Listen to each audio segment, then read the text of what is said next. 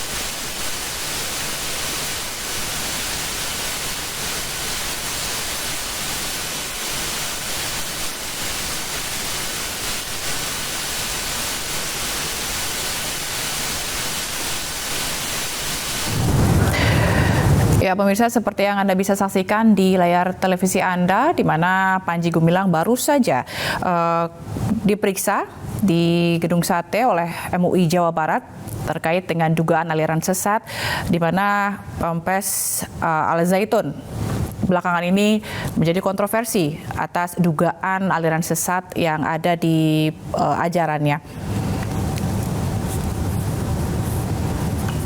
Dan tadi pemeriksaan seharusnya dimulai pukul 14 waktu Indonesia Barat, namun ada keterlambatan sehingga baru dimulai sekitar pukul 16, kurang lebih waktu 16 sore tadi.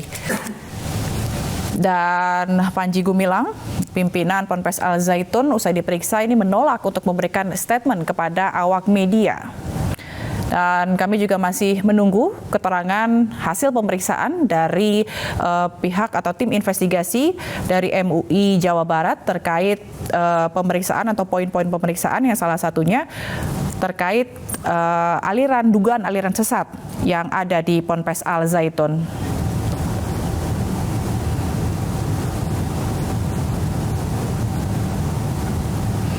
Dan seperti yang dilihat juga rekan-rekan media ini juga masih terus berusaha untuk mendapatkan keterangan dari Panji Gumilang usai diperiksa di Gedung Sate di Bandung, Jawa Barat.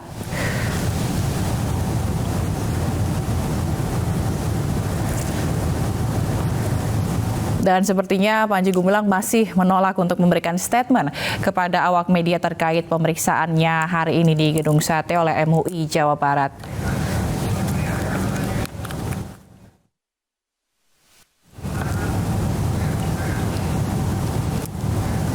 Pemirsa, kita ke informasi lainnya, di mana untuk mengetahui informasi mengenai pesawat milik Semua Aviasi Mandiri atau SEMR yang jatuh di Kabupaten Yalimo, Papua Pegunungan, kami telah terhubung dengan Kasih Ops Basarnas Jayapura, Marinus Ohoirat. Selamat petang, Pak Marinus. Selamat petang, Bu. Baik, Pak Marinus, apakah saat ini sudah ada di lokasi jatuhnya pesawat? Untuk saat ini semuanya sudah ditarik kembali, tapi kita melaksanakan searching lewat udara dan mencari lokasi di titik jatuhnya pesawat. Baik, apa kesulitan untuk menjangkau lokasi, Pak Marinus? Untuk lokasi titik jatuhnya pesawat di hubungan yang tertebing dan terjal, sehingga proses untuk menuju ke sana akan dilaksanakan melalui. Baik, lalu terakhir kami ingin mengkonfirmasi terakhir kontak dengan pesawat itu kapan, Pak? Untuk dengan pesawat itu pada 11.00 Indonesia Timur. Pesawat kan terbang dari Bandara Ebu 10.50 dan rencana kita di bandara jam 11, namun pada jam 00 Timur itu. Baik, lalu apa informasi yang saat ini didapat, Pak, dari tim terkait dengan pencarian? Untuk pencarian hari ini akan pencarian 2 sor, yaitu dengan menggunakan pesawat PK pada jam 13.07 waktu pagi. Selanjutnya melakukan pencarian ini sore hari pada jam 15 dengan menggunakan helikopter dan telah mendapati titik di mana jatuhnya pesawat PKSMW. Baik, kami agak kesulitan mendengar suara Bapak mungkin karena sinyal, tapi nanti rencana evakuasinya seperti apa, Pak? Untuk rencana evakuasi akan dilaksanakan besok hari dengan melalui jalur udara. Rencana akan kita berkoordinasi dengan pihak TNI untuk penggunaan helikopter yang dapat melaksanakan evakuasi SAR, yaitu untuk menggunakan teknik hoisting, sehingga personil yang akan melaksanakan evakuasi akan diturunkan melalui pesawat. Baik, kalau untuk pesawat sendiri itu keperluannya apa, Pak? Karena ini isinya hanya 4 orang ya, Pak ya? Ada pesawat ini yang bisa untuk dapat mengisi atau mengevakuasi jumlah korban. Nanti disesuaikan dengan kondisi di besok hari. Tapi kalau data terkait jumlah atau siapa saja penumpang yang ada di pesawat, Pak? Untuk penumpang yang di pesawat itu ada 4 orang dengan ditambah dengan 2 kru. Jadi total yang korban adalah 6 orang. Baik, kalau medan di lokasi ini memang apa ya, sulit gitu ya, Pak? Maksudnya medan yang berbahaya gitu untuk pesawat atau seperti apa, Pak? Medannya di hutan dengan di tebing, sehingga untuk rencana pendaratan mungkin agak susah, sehingga dijangkau lewat darat pun agak kesulitan karena di pegunungan dan di tebing, sehingga rencana yang kita akan rencanakan besok adalah evakuasi melalui jalur udara. Besok dimulai pukul berapa, Pak, operasi jalur daratnya? Untuk belum dapat sampaikan karena setelah itu kami akan berkoordinasi kembali dengan tim yang akan terlibat untuk pelaksanaan evakuasi. Baik, ada berapa? Kembali. Baik, ada berapa tim yang akan diturunkan, Pak, untuk proses evakuasi ini? Untuk yang berangkat besok kita menggunakan 1 helikopter saja. Oh, baik.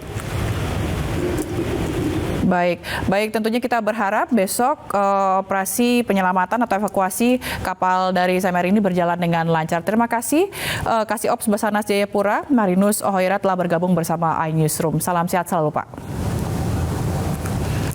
Dan informasi lainnya, pemirsa, jelang digulirkannya kompetisi kasta tertinggi Indonesia Liga 1, PT Liga Indonesia Baru dan PSSI mulai menyiapkan wasit-wasitnya.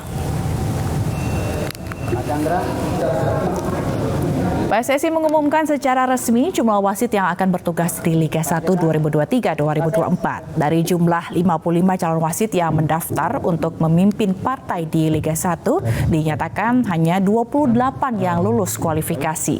Peserta calon wasit peringkat 1 hingga peringkat 18 akan memimpin Liga 1, sementara peringkat 19 hingga 28 akan mengisi kuota di Liga 2.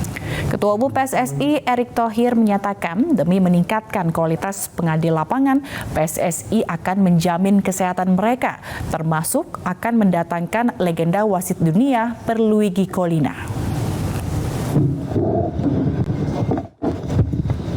Wasit Liga 1 yang ikut serta 55, lulus 28.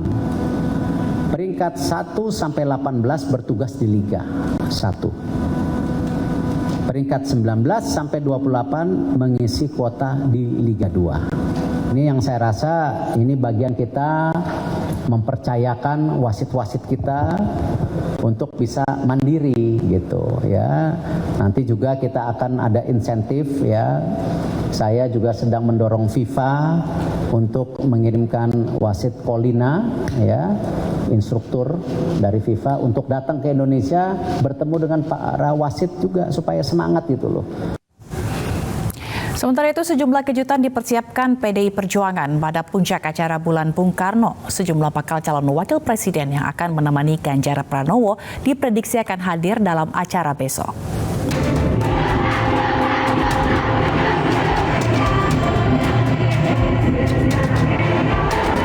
Puncak rangkaian Bulan Bung Karno akan digelar besok di Stadion Utama Gelora Bung Karno, Jakarta. Jelang acara, PDIP menjanjikan akan adanya sejumlah kejutan. Meski tidak merinci apa saja kejutan besok, namun sejumlah tokoh yang diprediksi masuk bursa bakal calon wakil presiden pendamping Ganjar Pranowo akan hadir. Bisa dilihat siapa saja yang hadir. Saya nggak terlalu hafal juga undangan yang kemudian diundang. Bisa saja dari orang-orang kemudian yang nanti hadir merupakan bacawa pres dari baca presnya PDI Perjuangan yang belum pernah saya sebutkan atau mungkin belum kelihatan. Karena ya disitulah kita akan melihat bahwa akan ada wajah-wajah baru atau wajah-wajah lama yang selama ini udah kami cermati untuk bisa menjadi salah satu baca pres dari bacawa pres PDI Perjuangan. Sebelumnya sejumlah nama diprediksi akan menjadi bakal calon wakil presiden. Partai Persatuan Pembangunan sebagai salah satu partai pendukung Ganjar secara resmi mengusulkan nama Sandiaga Salahuddin Uno menjadi bakal calon wakil presiden. Kemesraan antara PDIP dan Partai Demokrat juga sudah terlihat. Ketua DPP PDI Perjuangan Puan Maharani dan Ketua Umum Partai Demokrat Agus Harimurti Yudhoyono bertemu di Hutan Kota Senayan, Jakarta Pusat. Pertemuan keduanya membuat banyak pihak memprediksi AHY masuk dalam bursa bacawa pres menemani Ganjar Pranowo. Sementara itu, usai Rakernas PDIP pada 6 Juni 2023, Ketua DPP PDI Perjuangan Puan Maharani sempat menyebut sejumlah nama bacawa pres. Mereka adalah Menteri BUMN Erick Thohir, Gubernur Jawa Barat Ridwan Kamil, Menko Polhukam Mahfud MD, dan Ketua Umum Partai Golkar Erlangga Hartarto. Tim Liputan iNews melaporkan.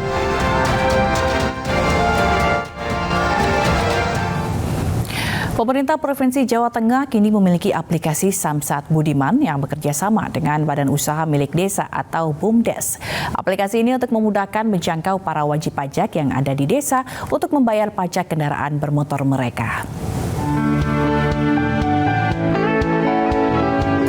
Gubernur Jawa Tengah Ganjar Pranowo yang didukung Partai Perindo maju sebagai calon presiden 2024 meluncurkan Samsat Budiman atau Sistem Administrasi Manunggal Satu Atap Badan Usaha Digital Mandiri. Aplikasi yang digagas pemerintah Provinsi Jawa Tengah ini untuk memaksimalkan keberadaan badan usaha milik desa demi menjangkau para wajib pajak yang ada di desa. Melalui layanan yang dikelola BUMDes ini, masyarakat yang hendak membayar pajak kendaraan bermotornya cukup datang ke gerai Samsat Budiman di kantor BUMDes. Masyarakat yang belum punya duit tapi sudah jatuh tempo harus bayar kendaraannya di bridging oleh BUMDes. Ini menurut saya cara baru sehingga target pendapatannya tercapai, mereka merasa teringankan, rata-rata cicilannya mereka nyicil 1 bulan lunas. Ini menurut saya kreatif banget. Sementara itu pada kesempatan berbeda, Gubernur Jawa Tengah Ganjar Pranowo melepas 38 pelajar kontingen Palang Merah Remaja Jawa Tengah untuk mengikuti Jumpa Bakti Gembira atau Jumbara Nasional 9 yang akan digelar 2 Juli hingga 10 Juli di Lampung.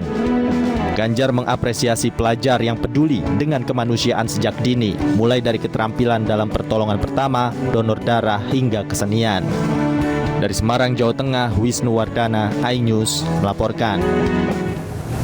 Merasa tidak sejalan serta merasa bukan rumah yang tepat, puluhan kader Partai Solidaritas Indonesia Kota Palembang ramai-ramai mengundurkan diri.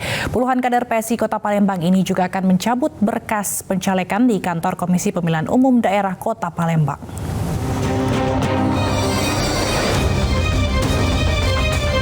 Pengurus hingga kader PSI Kota Palembang serta sejumlah bakal calon anggota legislatif menyatakan sikap tidak sejalan dengan arah perjuangan partai. Mereka ramai-ramai mengundurkan diri dari kepengurusan karena menganggap PSI tidak siap menghadapi pemilu. Kita melihat kurangnya koordinasi sekaligus kurangnya persiapan secara infrastruktur dalam menghadapi pemilu ini. Karena kita tahu pemilu ini adalah medan perang yang seharusnya kita sudah siap sejak awal. Ternyata setelah perjuangan kami dari 2019, bahkan lebih saya dengan Bro Tony dan ada beberapa teman yang lainnya itu dari 2017, ternyata PSI itu boleh digarisbawahi bukan rumah yang tepat bagi idealisme kami, bukan rumah yang tepat bagi perjuangan kami. Bacalek dari PSI juga akan mendatangi Komisi Pemilihan Umum Daerah Kota Palembang untuk mencabut berkas pencalekan. Dari Palembang, Sumatera Selatan, Muhammad Riza Fahlevi, iNews melaporkan.